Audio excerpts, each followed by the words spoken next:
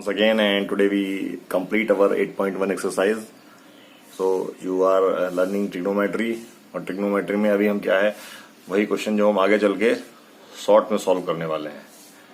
आगे चल के जो क्वेश्चन शॉर्ट में सॉल्व करने वाले हैं वो डिटेल में कर रहे हैं, तो आपको शॉर्ट भी आना चाहिए और विद द टाइम आपको ये लर्निंग डेवलप हो जाएगी, तो आप ये क्वेश्चन शॉर्ट में करने लगेंगे। जैसे क्वेश्चन नंबर 7 था, क्वेश्चन नंबर 7 का एग्जाम्पल ले लें।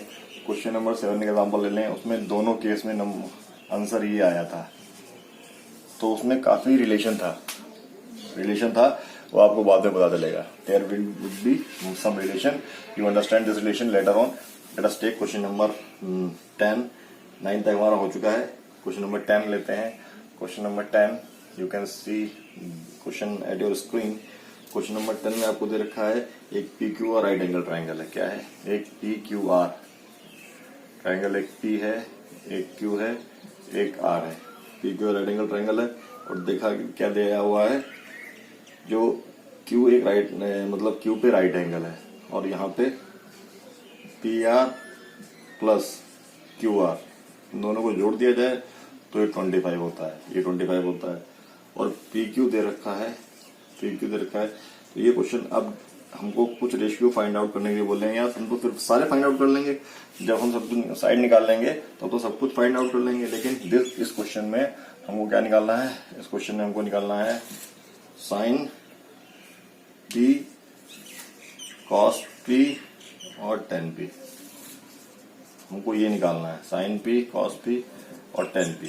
तो अगर साइन पी की बात करें, साइन पी क्या है? साइन पी ये है, उसके सामने वाली साइड क्या हो जाएगी हमारे पास? Q R upon P R. Cos P की बात करें, तो P Q upon P R. Tan P की बात करें तो Q R upon P Q.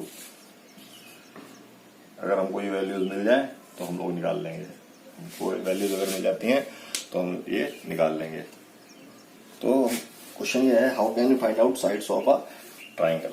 तो कंसीडर करते हैं, apply Pythagoras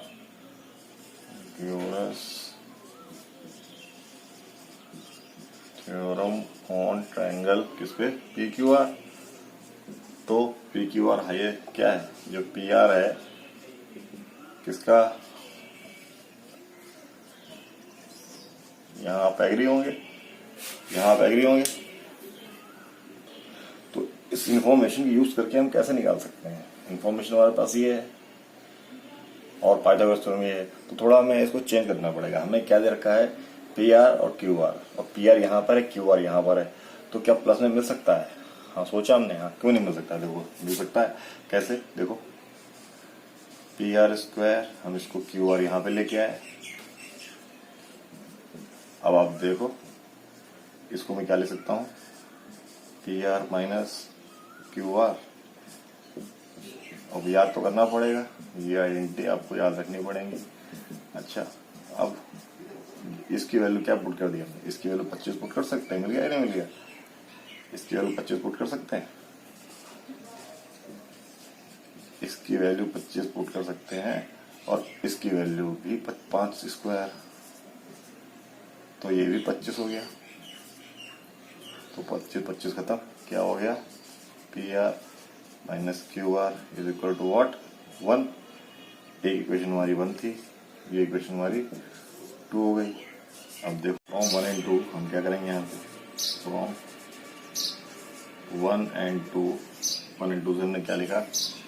P R plus Q are, ये 25 है, और P R minus Q are 1 है, तो ये तो कट जाएगा। क्या आएगा? 2 पी आर एलिमिनेट हो जाएगा, 26। तो यहाँ से जो पी आर की वैल्यू हमारे पास आ रही है वो आ गई 13। क्या आ गई? 13। और ये जब हम फ्रॉम 1 से पुट करेंगे, फ्रॉम वन, तो क्यू आर की वैल्यू क्या आ जाएगी? 25 माइनस पी आर, 25 माइनस मतलब 12। तो एक राइट एंगल ट्राइंगल में क्या मिल गया है? जो पी आर है हमारे पास 13 और क्यू आर हमारे पास 12 और पी क्यू हमारे पास 5। देखो मिल गया है। हम कुछ भी निकाल सकते हैं, ये मैं हटा देता हूँ यहाँ से। ठीक, यहाँ फ्रॉम 1 और 2 लिख लेना आप लोग हैं, कुछ भी निकाल सकते हैं।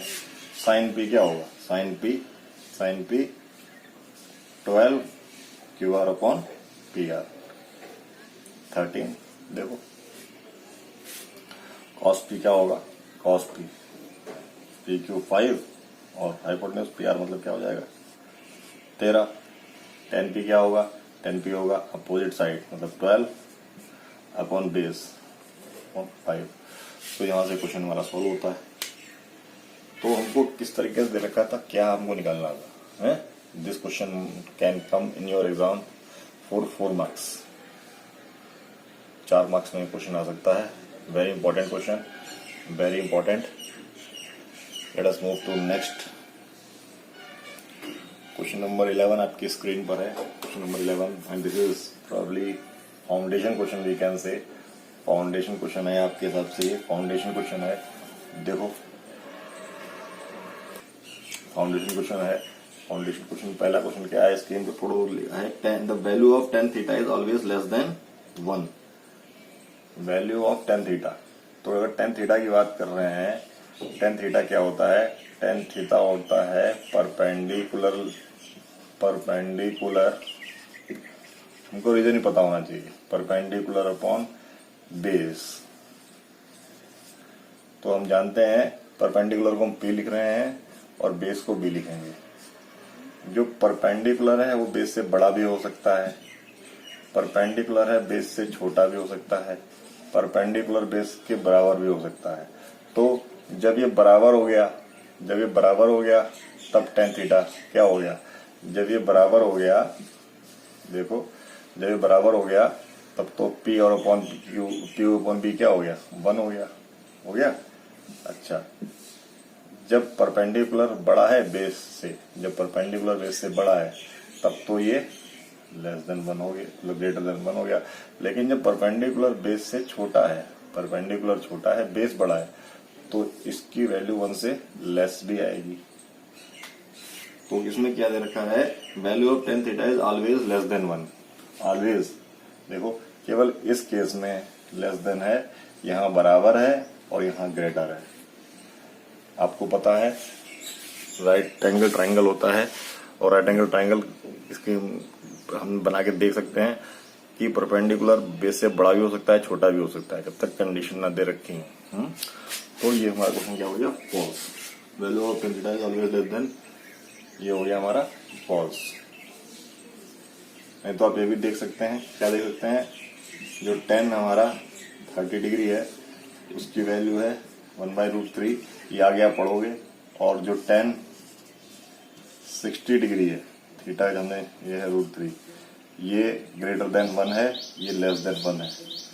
एग्जाम्पल के लिए आप ये भी देख सकते हो। अब हम करते हैं सेकेंड पार्ट। सेकेंड पार्ट में क्या है, sec theta for some value of ये, सेक थीटा पता है क्या, ये पॉज हो गया, ठीक है। सेक थीटा जो है हमारा, सेक ए क्या है 12/5 for some value of x. Sec जो ए है 12/5 है for some value of A, मतलब किसी ट्राइंगल में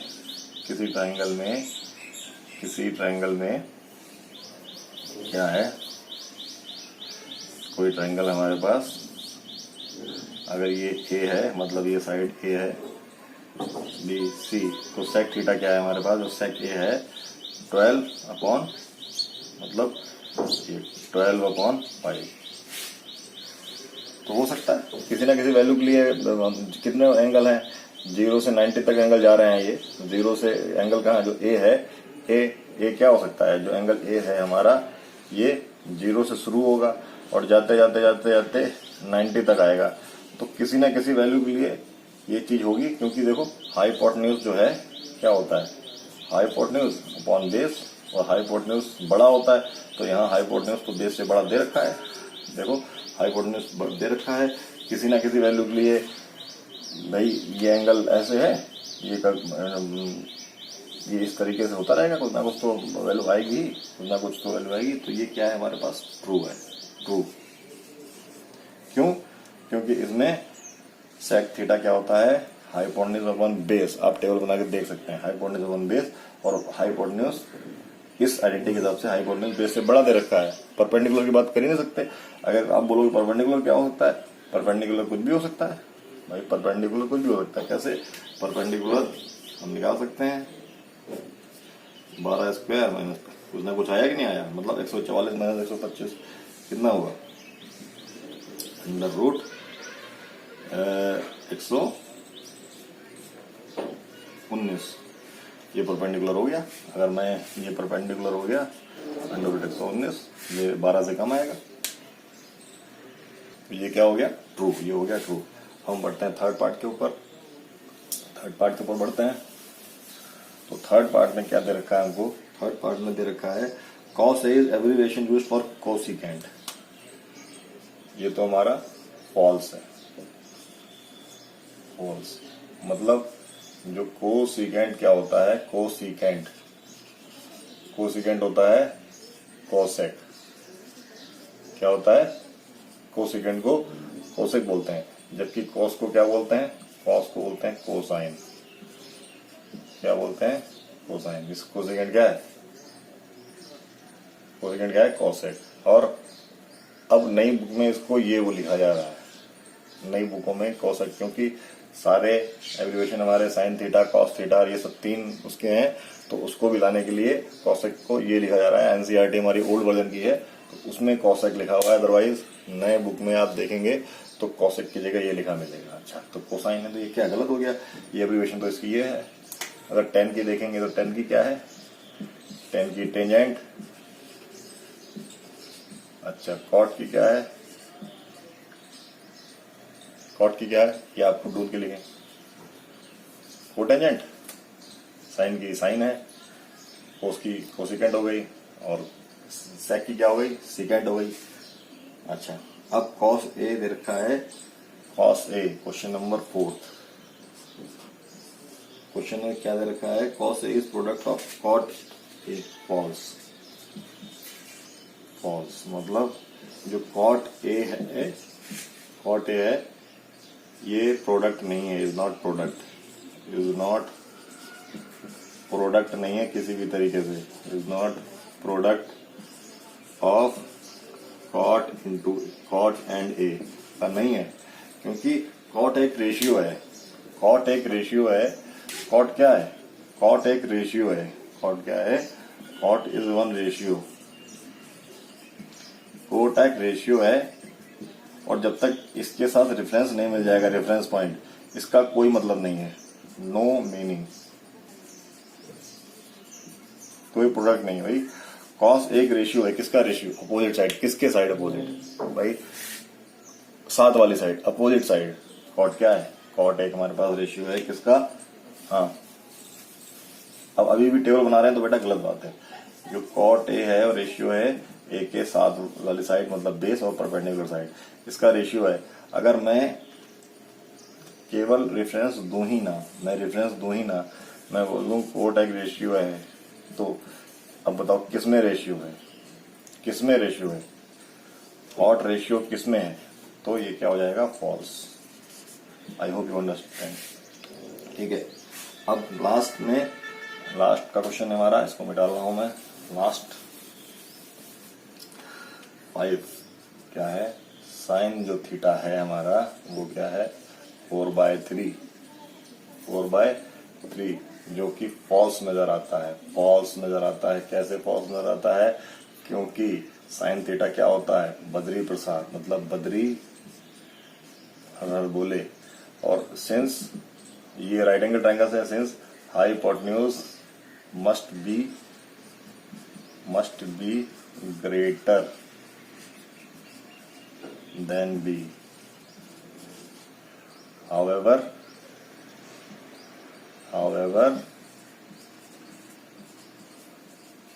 in this case क्या दे रखा है, जो बेस है, बेस बराबर 3, उसको ग्रेटर बराबर दे रखा है हाइपोटेन्यूज बराबर, तो इसलिए फॉल्स हो गया। जो बेस बराबर 3 है वो हाइपोटेन्यूज से बड़ा दे रखा है। बेस क्या है 4 है और हाइपोटेन्यूज क्या है 3। We can't make a right angle triangle, we can't make right angle triangle with hypotenuse 3 and side 4 we can't make, because जो ये साइड है ये बिगर साइड होती है किसी भी तरीके से। तो ये भी फॉल्स हो गया हमारा, ये भी फॉल्स हो गया। I hope you have enjoyed the exercise. Today we have finished our chapter, we have finished not chapter exercise. Keep watching videos, please share and subscribe. There are some, check your preparation test has been uploaded by me, please go to those questions as well. Let us meet in next video. Till then, bye bye.